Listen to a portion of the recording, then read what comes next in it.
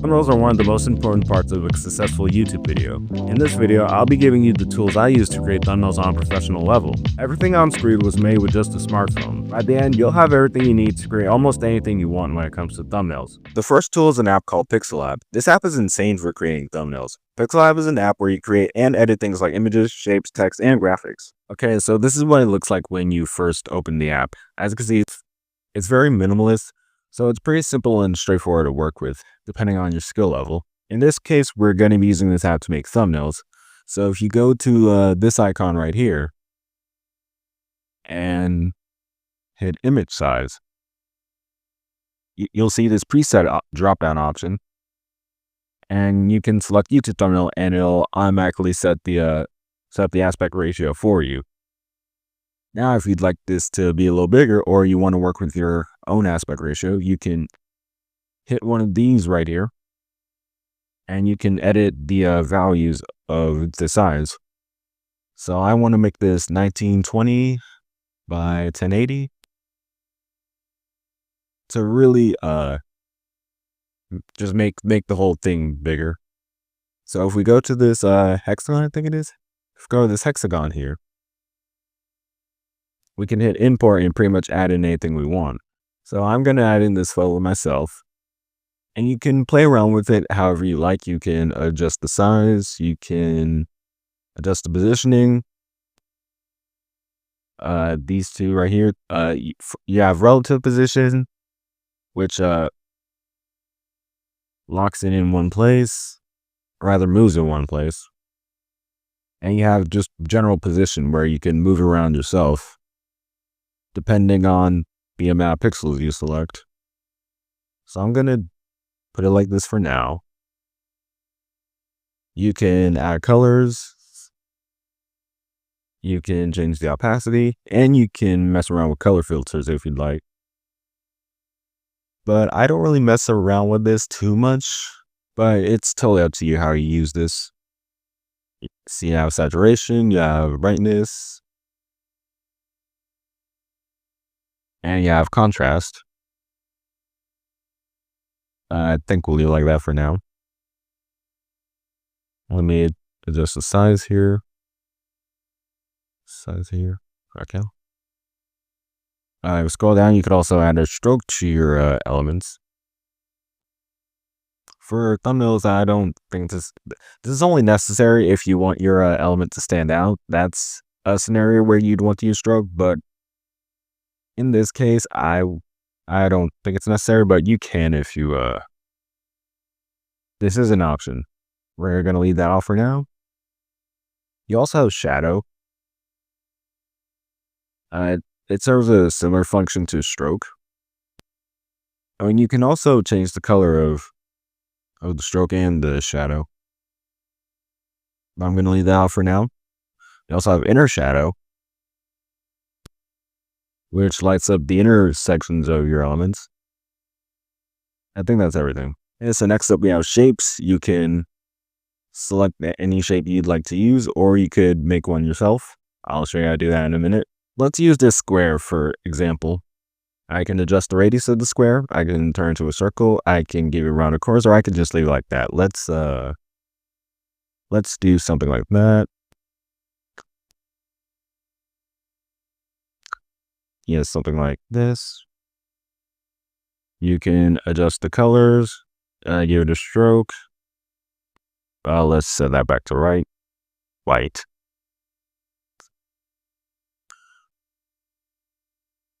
And yeah, we'll leave it like that.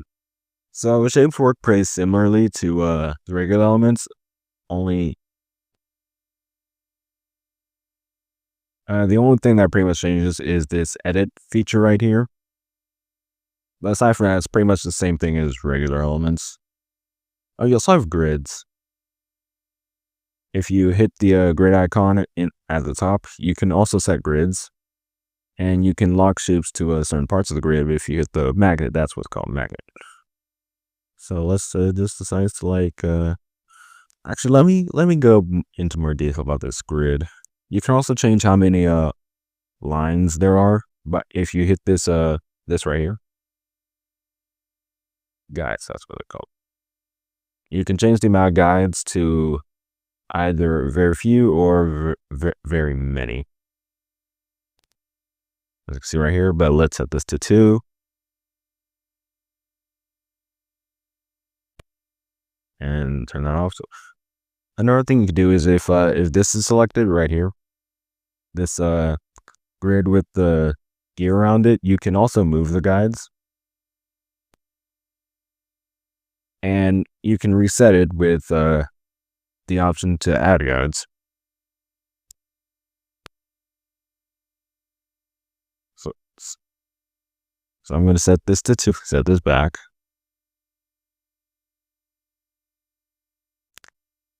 And I'm going to actually turn the magnet off and adjust size.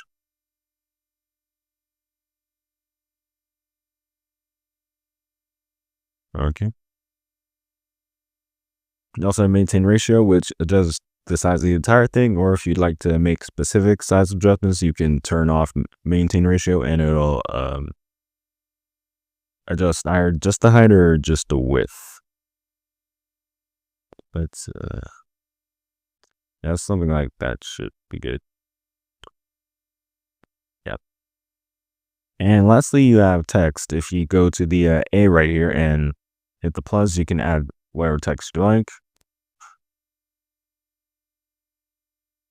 Just type that in. And this also works pretty similarly to regular elements. However, with text, you can change fonts.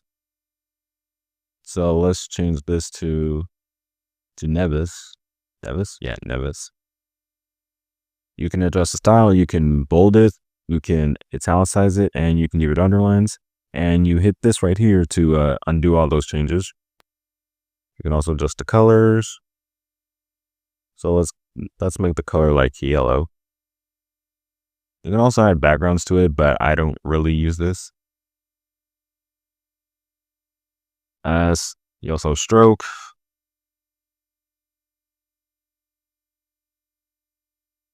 And shadow, but with text specifically, you can see you have regular shadow like you would any other element, but if you hit outer glow, you can add more shadow to it, as you can see here. Whereas if you turn it off, it'll only add a bit of shadow. So I'm going to just leave it at 10. Turn this back to black. I'm actually going to turn it all the way off and adjust it like that. You can also, let me make sure you see this better. You can also adjust the offset to put the shadow in a specific place.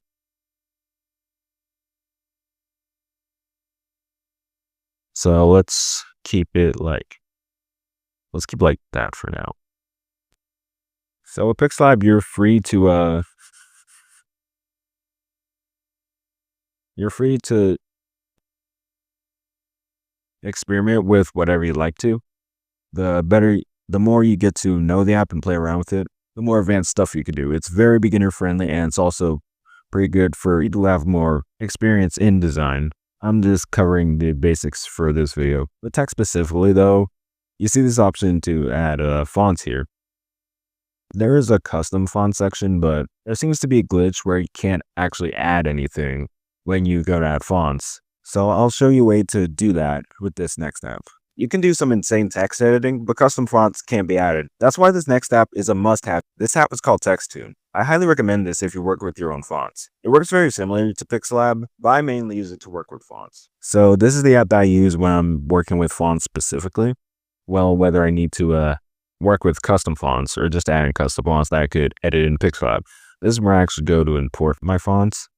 So if we go to text here, let's delete this. If we go to text, we can scroll down to fonts, which is this right here. And we have a different set of fonts than the one, well, we have the same fonts, but we also have a new set of fonts here that we can choose from.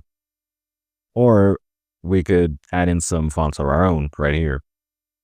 If you want to make sure the dimensions match with the thumbnails, you can go to you can go to these two squares right here and hit image size, and you could basically do the same thing in Pixellab where you can adjust the image size to your liking. And then you can go to the A and adjust the size of the text. The one downside is the features are quite limited compared to Pixellab. Let me show you here in a second. For example, there is an outer shadow option, but it's quite limited compared to Pixellab. You can only really play around with the opacity, and the blur radius only goes up to 10. In general, for fonts, I'd recommend you edit them in Pixellab.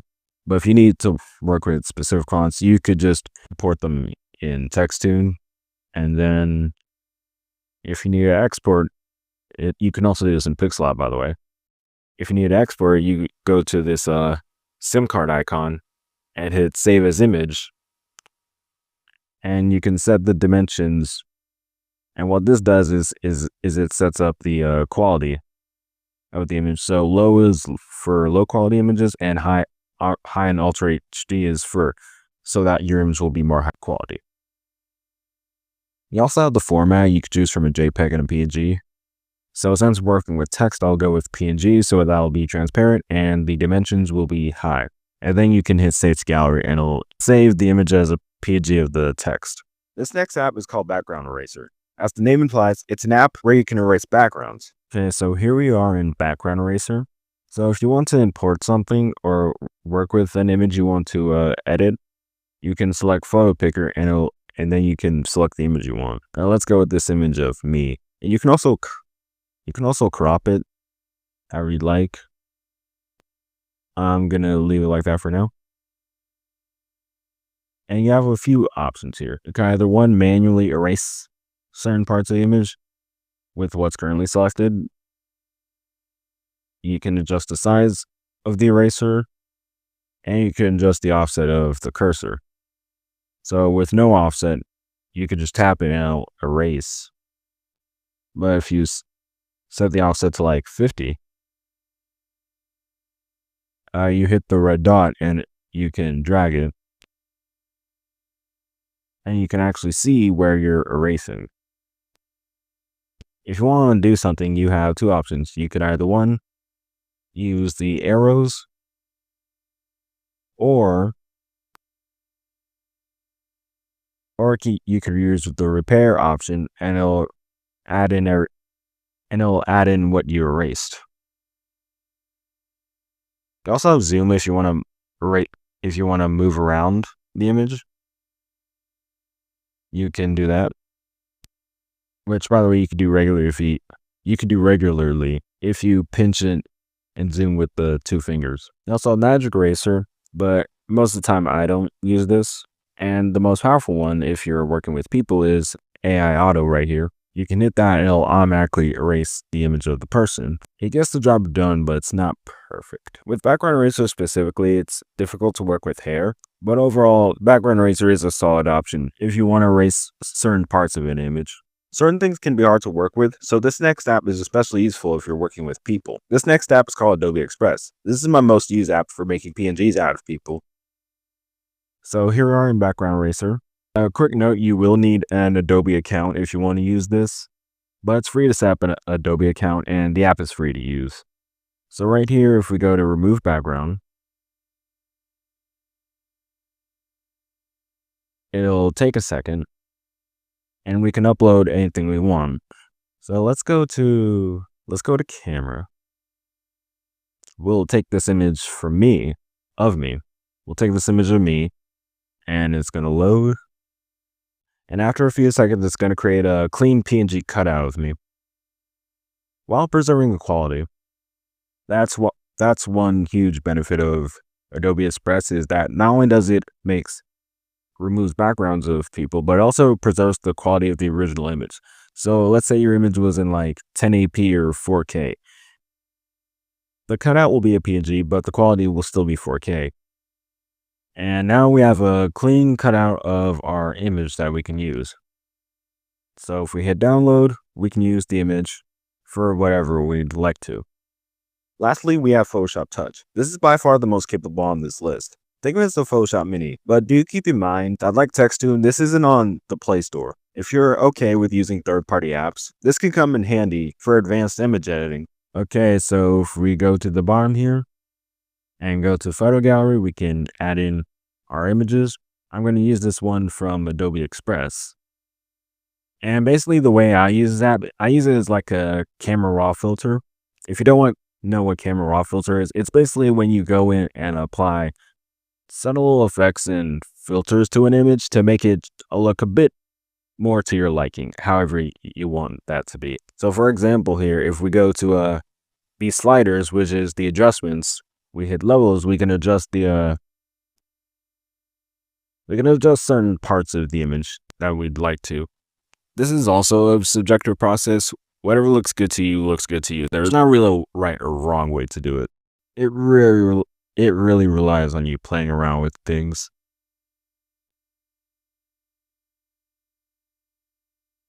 Okay. You also have saturation. Let's set that to like 20. Yeah, we'll set that to like 20. We have brightness and contrast.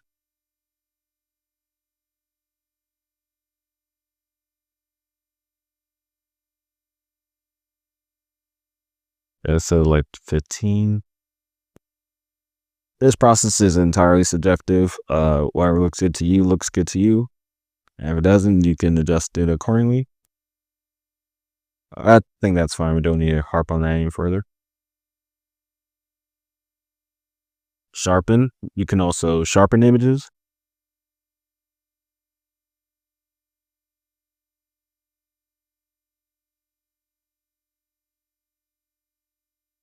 Similar to background eraser, you can also pinch zoom if you want to focus on any specific details of the image. And we're going to reduce noise.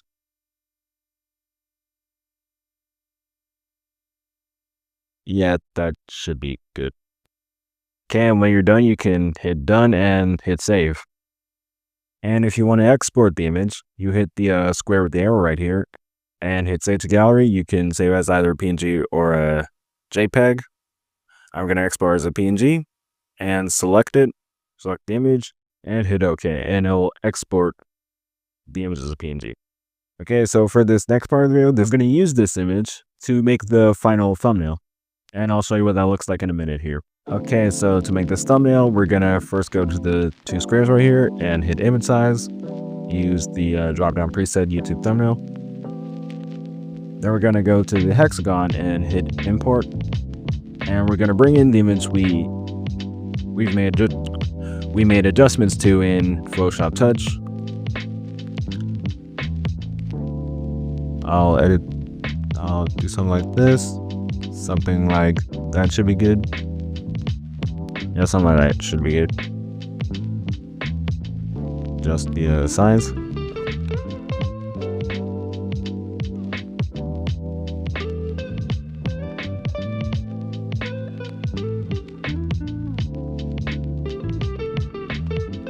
By the way, you want to make sure your elements take up as much space as possible, so that they'll be easier to see when zoomed out, because most of the time thumbnails will be zoomed out on YouTube. So you have to account for that when working with images. And just also have this mask tool here, but this is for like very specific use cases.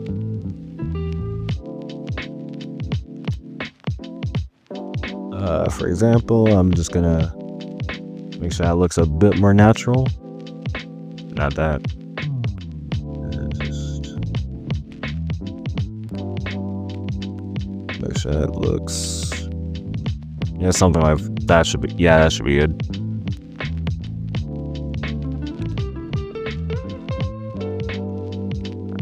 Oh, by the way, you can also lock stuff in Pixellab specifically.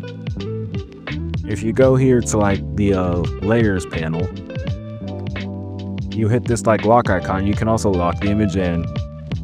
when you try to move it, it won't move around, but when it's unlocked, you can move it around. Okay, let's change this background here. Okay, so let's go here, let's go to color, and let's make this background like,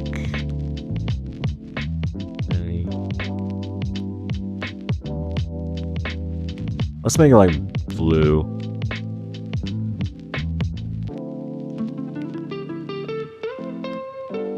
Just a gradient. Nah, I don't like that. So in this case, when I want to add depth to the background to make it less flat, what I'll do is I'll add in like a custom color. This could be whatever you want it to be, like something like that should be good. That could be a little darker.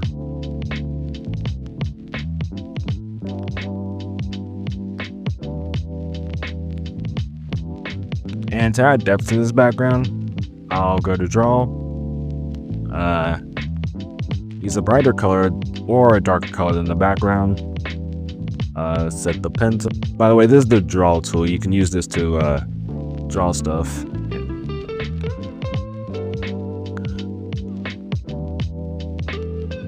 Okay, let's go to pen tool. Not pen tool. Just cut that out.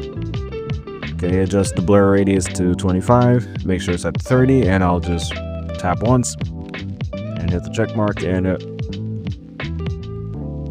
we can use this.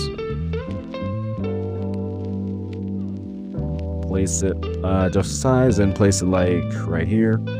We're gonna go layers and move it behind our move it behind there,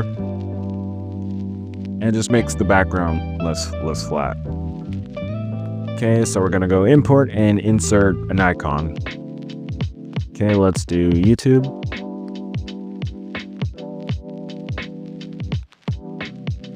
Just size. There should be good.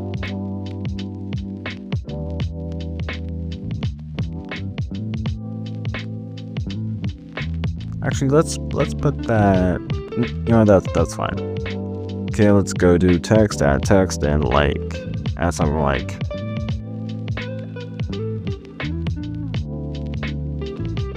Sure, hello. Okay. We can adjust the size. Let's go to 100. Color's fine. Let's go to fonts and pick Nevis.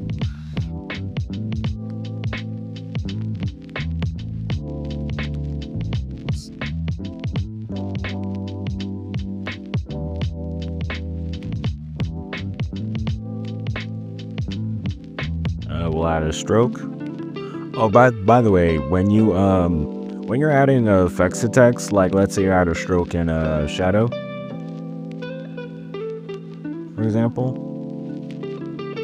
you can scroll all the way up, and if you go to styles and hit save, you can save this as a preset. So if I hit browse here, you'll see there are a bunch of default presets you can use, and your saved presets will be here in my styles. This is a preset I saved.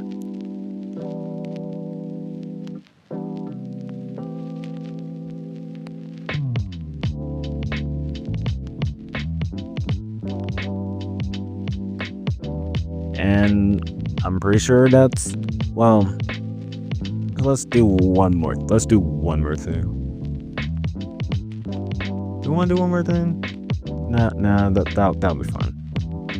And because this element is above this element, it'll be above the logo, and if I want to put that element above that one, it'll be above the text. So let's keep it like this. Actually, yeah, that looks good. Actually do that.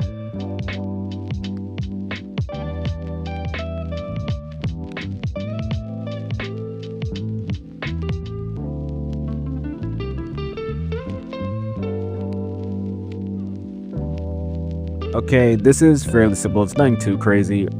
These are just the basics of what you can do with Pixellab. Obviously, the more you get familiar with the app, the really with this process of tools, the more advanced stuff you can do.